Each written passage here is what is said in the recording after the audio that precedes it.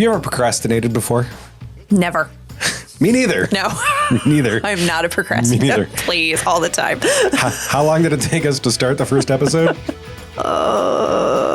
It was like a while. It was a month or so. Yeah. For those of you that may occasionally procrastinate things, even if you don't think you do, you do. Yeah. We'll talk about that next. Stay tuned. She's the CEO. He's the marketing and operations guy. If it's broken, you need the business fix. Josh, what's the biggest thing you're putting off right now and why?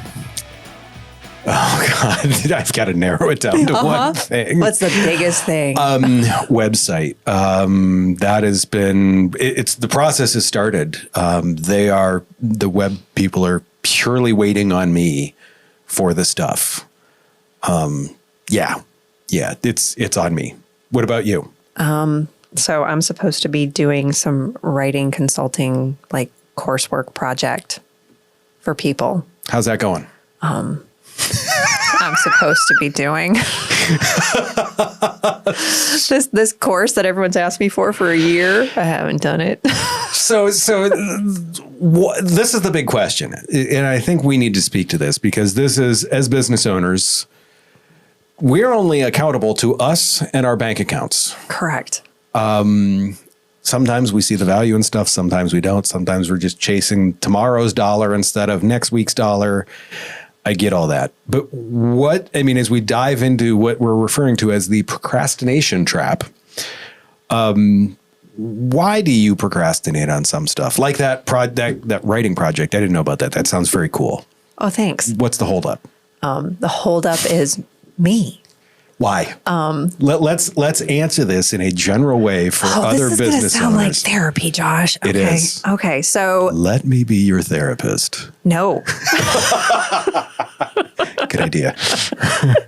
Well, I will say the project itself that I should be working on, it's one of those will drive potentially the business forward, but change some of the market dynamics and some of the things that we've been doing and kind of push in thought leadership. I think part of it is I don't feel like I have anything important that needs to be said. So it's like, why do I need to do that?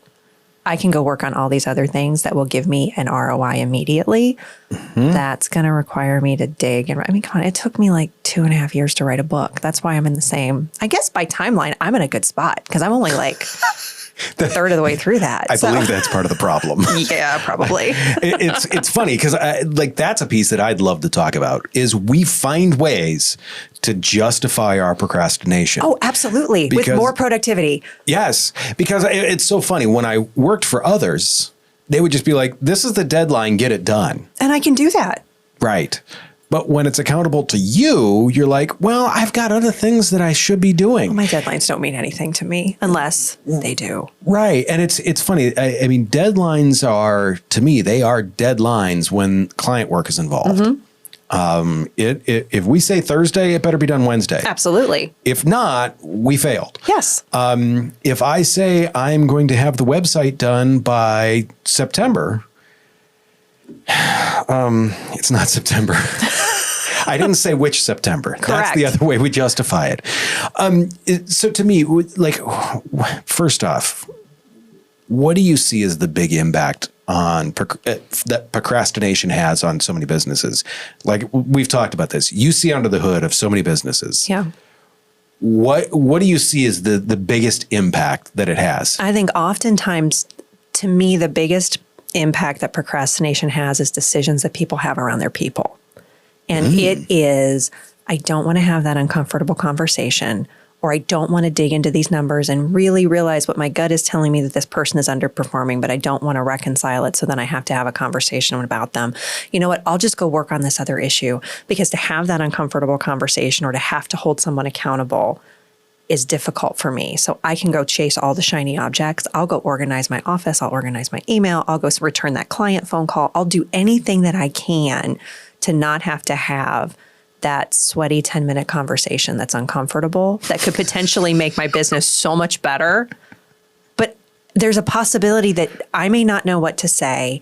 Someone might yell at me. I may get an emotional reaction that I just don't want to deal with. I don't want to deal with the people part. Like that is to me the number one thing that causes businesses to really have harm around it. Sure. There's that. And then there's also I know that I've got a difficult situation financially and I'm just not going to think about it. Those are the two. I mean, the one is the financial one we've talked about already. But to me, we talked about in another episode, the people part is that procrastination space and equation. What about for you? For me, it's the growth piece. We've talked, you're more the visionary. I'm the operations guy. I am what needs to be done tomorrow. That's my big focus. Yeah. When I've got plans laid out for the next 2 years that are awesome that I laid out 2 years ago. Where are we on execution with those 2 years? Right, Yeah. right. What I find interesting is initially years and years and years ago, I hated those uncomfortable conversations. It took a mindset shift for me with those to really, I now look forward to them. Because I realize that's huge progress that can happen. Yes. And when you go in and tiptoe around it, it's not huge progress.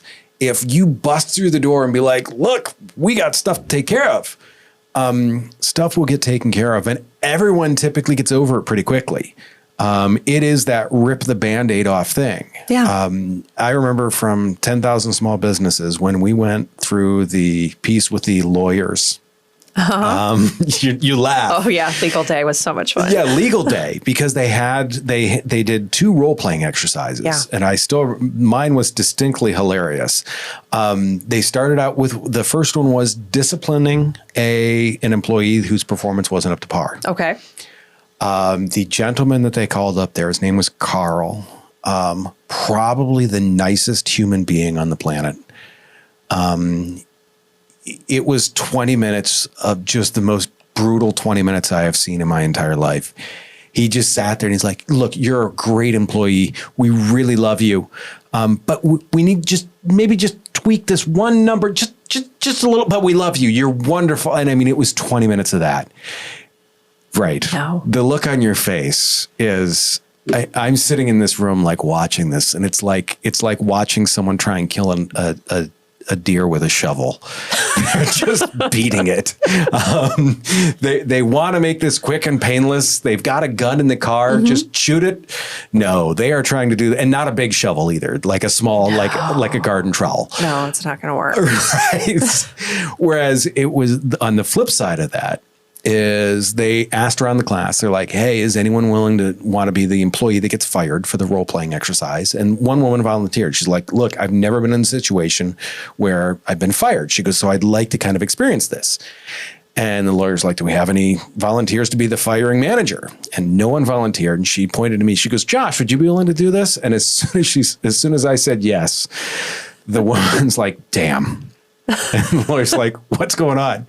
And they're like, this is not going to take long. No. I kept it simple. See, I get in trouble within our organization because I generally can exit someone in less than 90 seconds. Same. And they're like, we didn't even have time to pack their stuff. I'm like, you should know ahead of time. Right. And you should take them on a walk around the building. Why are we doing this? Right. Parade them around. It's funny, though, because I do see that as so many people are afraid of making someone mad. When with most people, if you approach them and tell them up front, hey, there's an issue. We need to fix this. And if you approach it as we need to fix this together. Yes. It's not as much of an issue. It's not. Whether it is a coaching conversation, a client conversation, usually not an exit conversation because you can't fix that. You're just letting them. You're fixing it. You're exiting them to a new opportunity. You are. Brene Brown says to be clear is to be kind. And so I think that's so important. Yes. To be clear is kind. So for those of us who may struggle with how people react at times, I mean, I've gotten much better at it in my life, but initially that was a struggle for me. I remind myself that to be clear. Oh gosh, the first crier. I'm just gonna sink now. We all remember that first crier. Am I getting fired? You're yes. like, oh God. Right. You're like, Right. The other piece to me for that is too, and this comes back to preparation on stuff. If no employee should ever should ever be surprised that they're getting written up or that they're getting fired or that anything like that. If you've procrastinated on that work ahead of time and not told them, hey, your performance sucks, or hey, you're toxic to our company, if you haven't had that conversation with them, they're probably going to get the waterworks. You're probably going to get the waterworks. Same thing. Yeah. I mean, it's same thing with sales. Like if you're scorecarding, if you know these are the performance metrics you have to hit. I love it when we walk into a performance situation with a salesperson. They're like, I had no idea. I'm like, you send in your numbers every week. You have to know. You haven't gotten a commission check in 4 months. It seems to be a sign. I had no idea that I wasn't performing. You didn't tell me. Like, the numbers tell you every week. So, yikes. So here's the question from my side, because you've done a phenomenal job of growing your business and even moving into other businesses. Thanks. How do you take someone like me that I see every minute between here and Friday? Every minute, I see all of it. Friday at like 9 o'clock when I'm finally like shutting down for the evening. After that, I haven't the foggiest idea of what the hell is going to happen. So how do you get someone that is not the visionary to like put in the time? I think part of it is first inviting them to the conversation of what do we want this to look like together? It's the ideal. Like, let's talk about the blue sky part. Let's talk about what the business could look like. And then for those people who are so into operations, we want to grow the business. We want to 10x this business. I know when I say that, and I say it to you, your brain is already going, how many people do I need? What do I need to do? How am I going to get Stop. You saw the numbers? I did. I saw all of it going. It's first coming into that space of what could it look like? And then we'll slowly reverse engineer. But no one is saying that we have to get there tomorrow. Let's talk about what are the steps that we can take Can to you see get the there. anxiety? I can, because I've been that person. I am there a lot of times too, which is why, I mean, Dan Sullivan wrote with Dr. Benjamin Hardy, he wrote 10X is easier than 2X. Mm-hmm. And talking about, even from a mindset piece, when you look at doubling your organization in size, your brain gets lost in operations. Sure. When you look at growing your operation exponentially, more than 2X, so like 5X, 10X, 20X, it takes the guardrails off and the blinders off, and you kind of have to think in a bigger space. So what I would say is, as people are starting to invite those more operations heavy people into what do I need to do to move forward? What do I need to do to grow the business? Like, have those bigger conversations, but say, we're not going to talk about how we're going to get there. We want to talk about where we want to be first. So we have to talk. I know for you, that's hard. We're going to talk about operation. I'm not shaking. I'm not crying. I know. And Doing then okay. What are those 3 key things that we need to do that for this year that will move us forward the fastest and create more traction for us to move forward? So I know for us this year, we know that if we want to get to the size that we want to be, we need to rebuild our sales and marketing team. Like, we know that is an engine and a vehicle that we are really good at customer care. We're really good at retention. But if we want to truly grow, we've got to figure out how to pour gasoline on. So that's what we're working on this year. It would be really easy for me to say, you know what? I'm going to work on these 4 proposals. I'm going to go to this networking event, and I'm just going to sit here, as opposed to, you mean I got to train salespeople? You know what I would rather do? Everything.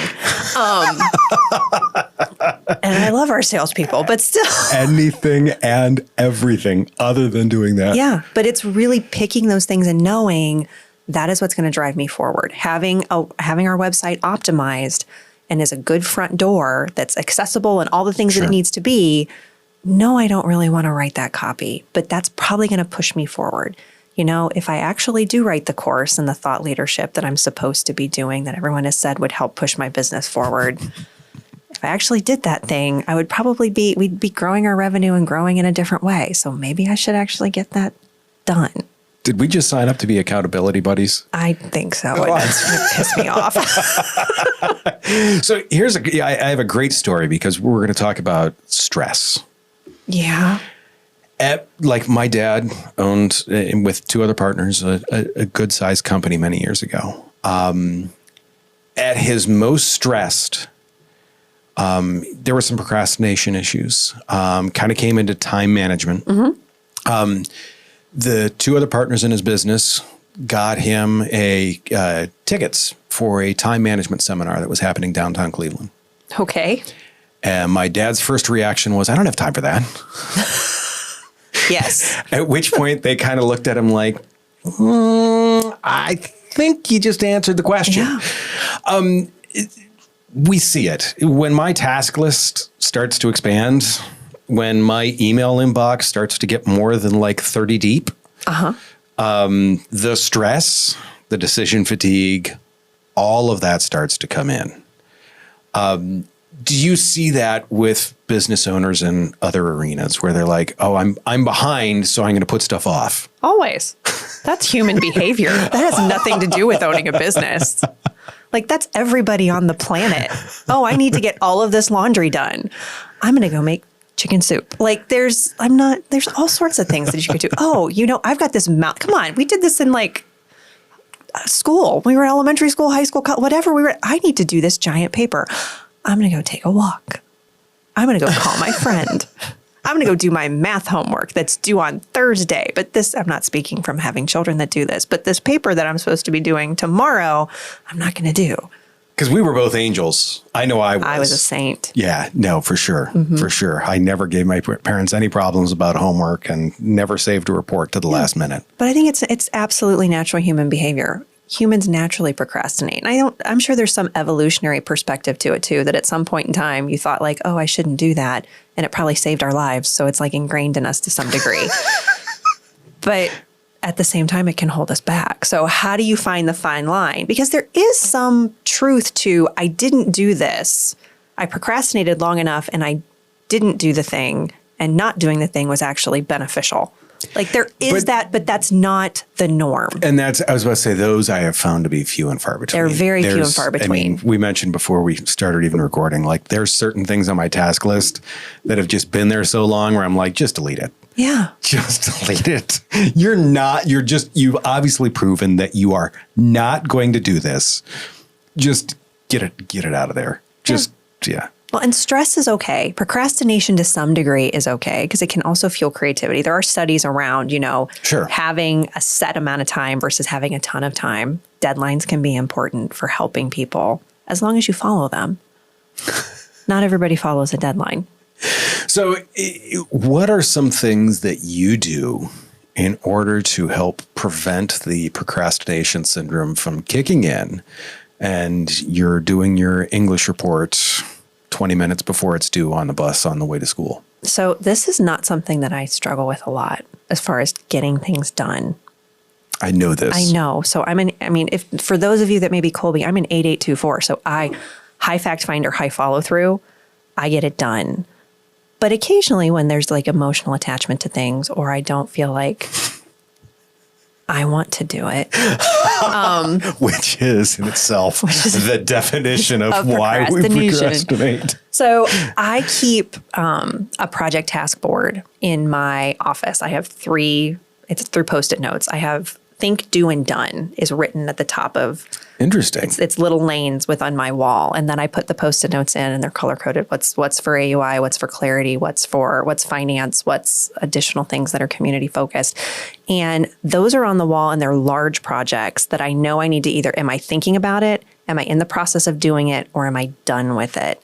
And having some momentum, for me, visual momentum is important. So I don't always have to be able to cross everything off and complete it by the end of the day. I mean, I'm working on some pretty big projects. Sure. They're not going to happen. I mean, rebuilding a sales team is not going to happen tomorrow. I wish it would, but it's not. It could. It's just going to be terrible. It wouldn't be a good sales team. But to have things the right way, having re-optimizing our website, writing course curriculum for a course for business owners, like those things are going to take time, but seeing momentum in the needle and breaking things up into mini projects. So I know that I don't know for you, but there are times for me that things can seem really overwhelming when it's a giant project. So it's like, okay, what are the 20 steps that go into this one thing that is never going to move off my board? if I don't break it up. So I break things up and continue to build momentum. I mean, there's science around, being able to cross things off, writing things down, crossing them off, giving yourself the dopamine hit, moving forward. It's funny, and I like the breaking it down piece because I do that all the time. When we have a big video project, there's a lot of times, there's steps to it. There is the filming. There is the uploading of the footage. There's all these individual steps. So instead of just putting the project, it's so nice. Like one of the pieces where we send a video out to a client and they can put notes in the timeline. That is individual tasks for us. So I can go in and I can work on 5 of the, let's say there's 15 things that need changed in a video. We can go check each one of those off. What's interesting for me is I can't do the tasks the same way you do. I will set up a task list, but I will have to put time in the calendar where I'm like, it's this and it's this alone. That is it. Yeah. That is the only thing that I am allowed to work on. The phone goes in the other room. I cannot open my email for it unless it's answering emails. I close every browser window I can possibly close. So that way there are minimal things like, what's over here? I make sure that there's minimal of those available to me. And that way there is just an hour of you do this and you do nothing else. Because I love what you said about momentum. The fact that if you set aside an hour for something and like, this is it, this is all I'm going to do during this time, you can come out of that with some momentum and you're like, I'm 3/4 of the way done. I'm almost like Mortal Kombat. Yes. Finish him. It just comes out like that. That's it. So that is, to me, that is a huge piece of that. Well, and you're speaking to really creating a productive work environment for yourself. You're doing a good job of that by eliminating the things and the triggers that are not going to keep you where you need to be. And there are studies about, how long can someone truly work on a project before they get distracted. And the what's the right way to put it? The short form is 45 minutes. The long form is 90 minutes. If you are doing something for longer than 90 minutes, you have burnt yourself out. You are not going to hit your rhythm again, and you need to go to sleep. Yep. In order to be able to reset to move forward, which is why Zoom meetings should never be you should never have more than 90 minutes in a Zoom meeting. You really shouldn't have more than 30 minutes in a Zoom meeting. Thank you. But as you're talking about, what are things that you could be, so when people are like, I'm going to schedule back-to-back Zoom meetings, don't schedule more than 2.5. Don't schedule them. I know. Some of us work with people across the country, so we have to.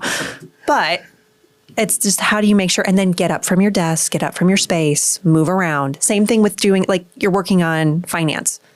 We're reconciling our QuickBooks. That's something that small business owners love to do. Who? Exactly.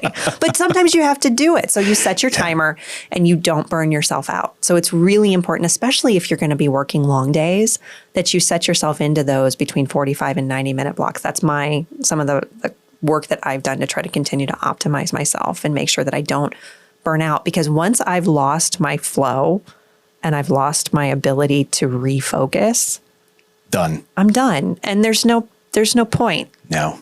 It's funny. I actually it's around here somewhere, my water bottle. Oh. I fill it it's a third full right now. I fill it maybe a little bit more than that because I just, out of habit, just reach for my water bottle constantly. Whenever it's empty, I go refill it. Nice. That is my little 5-minute get up and take a break. While I'm refilling it, maybe I check the phone for a few seconds, but that's on the way and it stays in the other room. I have had to take, unfortunately, all the toys off my desk too. I understand.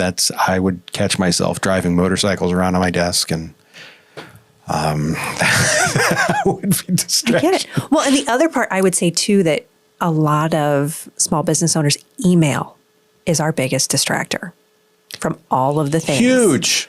So there are ways that you can set your email up so that it doesn't trigger the issue in your brain of distraction. Don't open it.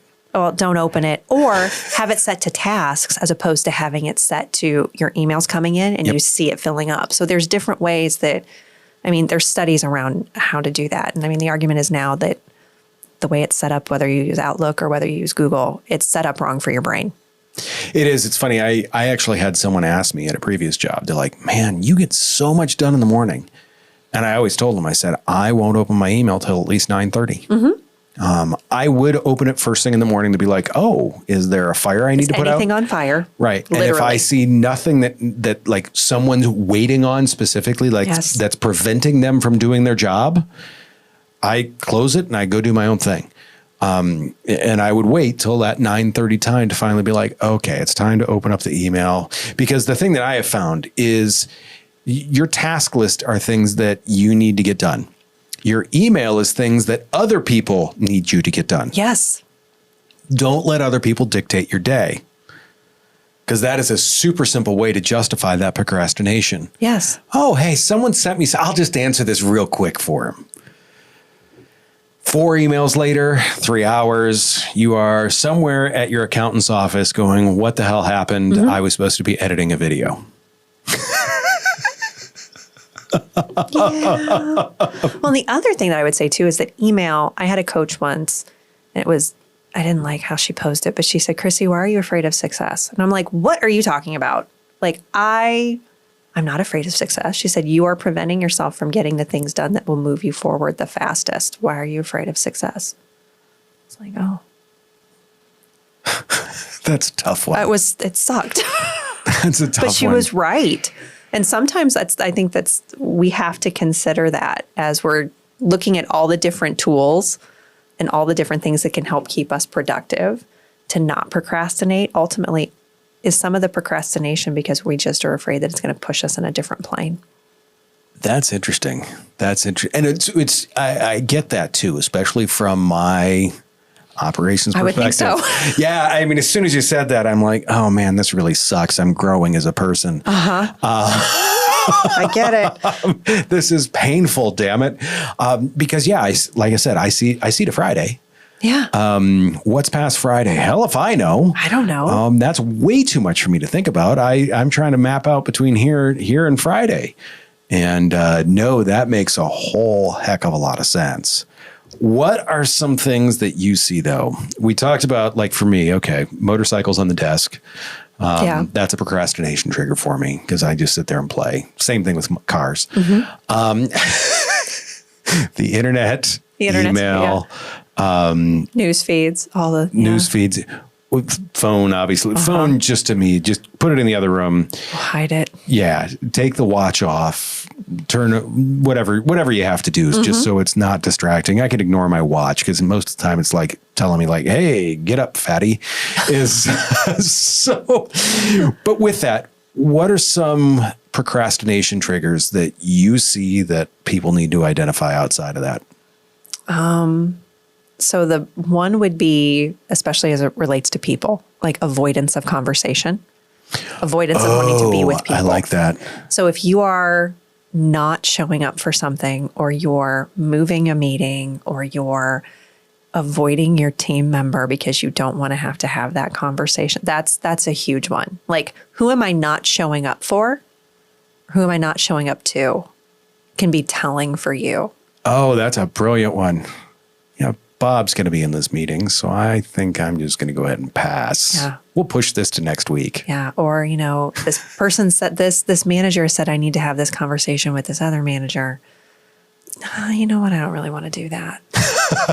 They're just going to talk about marketing. Like instead. Right. It's always, let's talk about marketing, because that's something that we can do or we can just pass off as too expensive. But we have a team meeting. We have all the things that we need to talk about. We know we really need to talk about this issue and it's going to be uncomfortable. Let's talk about all the other things first. Oh, wait. We didn't have time for that one. We're out of time. Yeah, no, I would usually schedule those first. Mm-hmm. If it really, if you think if you think it's going to be uncomfortable, start the meeting with it. The whole thing's going to be uncomfortable because the whole time you're going to be sitting there kind of squirming in your seat anyways. Not wanting to do that part of the conversation. You just, you get rid of it first. I mean, there's so many different books about it. Whether you're counting down 3, 2, 1, you're doing something with there's something about eating the frog. I mean, there's all sorts of stuff around procrastination. That one always, I get the analogy. I do too, but no. Correct. It weirds me out. Yeah. Yeah. And I know a few people that like eat the frog and I'm like, no, I'll chicken, steak, Exactly. salad. I'll stick with those things. I don't. Yeah, I get. So, Yeah. what are some effective tools or apps that can kind of help business owners overcome procrastination? It's funny. Like when I saw this question on here, I was like, I like it, but the last thing that I want to do is have an app. Because then I'm looking to something like, oh, it's a reason to look at my phone. Yeah. Oh, what's over on Facebook? What's on Instagram? To me, I stick it very basic. I use Google Tasks. Okay. Because the nice thing is if I get into something and I need it to go to someone else, I can just assign it to someone else. We use that for the podcast. Yeah, I'm it's like, great. hey, look, Chrissy, here's Like, I have tasks. here's a thing for you to do. Go do the thing. Don't procrastinate. That is a big one for me. The other thing that to me that I typically do that I like is just the fact of just clearing stuff out. I have some artwork in my office. It's not distracting. Yeah. That is really, those are the two big things to me. It's just Google Tasks. So it's organized. So I know what to do. The calendar, I guess I would say would be the other one. Just put stuff on the calendar. It's like this hour is this. I have to do this. Now, granted, you have to hold yourself accountable. Maybe I'll like share part of my calendar with you so you can like send me a message. Be like, are you doing the thing now? Because you should be doing the thing now. But that would be those would be the two. What do you feel is a misconception about procrastination?